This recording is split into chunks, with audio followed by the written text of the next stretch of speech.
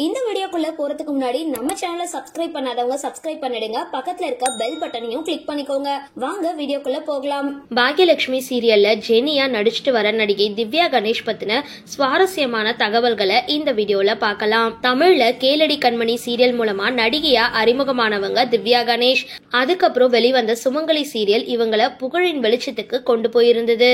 தொடர்ந்து பாக்யலட்சுமி, லட்சுமி வந்தாச்சி, செல்லம்மா போன்ற ஹிட் தொடர்கள்ல முக்கியமான கதாபாத்திரங்கள் நடிச்சிட்டு வராங்க. இதன் மூலமா சின்ன திரையில பிஸி நடிகையா இவங்க வலம் வந்துகிட்டு இருக்காங்க. சின்ன திரை மூலமா பிரபலம் அடைஞ்ச இவங்களுக்கு வெள்ளித்திரை வாய்ப்புகளும் வந்திருந்தது. அந்த வகையில ஜெயம் ரவியோட அடங்காதே, கண்ணாடி உள்ளிட்ட படங்கள்ல இவங்க நடிச்சிருக்காங்க.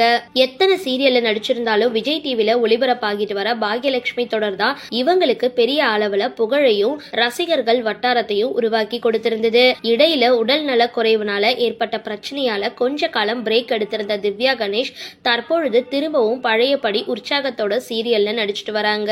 பிரபல நடிகரும் தயாரிப்பாளருமான ஆர்.கே. சுரேஷ திருமணம் செஞ்சு கொள்ள போறதா திவ்யா கணேஷ் செய்தியாளர்கள் சந்திப்புல சொல்லியிருந்தாங்க. ஆனா இந்த திருமணம் அதுக்கப்புறம் பாதியிலேயே நின்னு போயிருந்தது. சமீப காலமா இவங்க பாக்யலட்சுமி சீரியல்ல இவங்களுக்கு ஜோடியா செழியன் கதாபாத்திரத்துல நடிச்சிட்டு வர நடிகை விகாஷும் காதலிச்சிட்டு வர்றதா ஒரு செய்தி வேகமா பரவிட்டு வந்த நிலையில அதை திவ்யா கணேஷ் மறுத்திருக்காங்க. அடிக்கடி சுற்றுலா போறத அதிகம் விரும்பும் திவ்யா கணேஷ் சுற்றுலா தலங்கள்ல எடுத்துக்கொண்ட புகைப்படங்களை தன்னோட இன்ஸ்டாகிராம் பக்கத்துல ரசிகர்கள் கூட பகிர்ந்துட்டு வராங்க. சரி, இந்த வீடியோ பத்தின உங்களோட கருத்துக்களை கீழே கமெண்ட் பாக்ஸ்ல போஸ்ட் பண்ணுங்க. வீடியோ பிடிச்சிருந்தா லைக் பண்ணுங்க, ஷேர் பண்ணுங்க, மறக்காம டிபி காபி சேனலை சப்ஸ்கிரைப் பண்ணுங்க.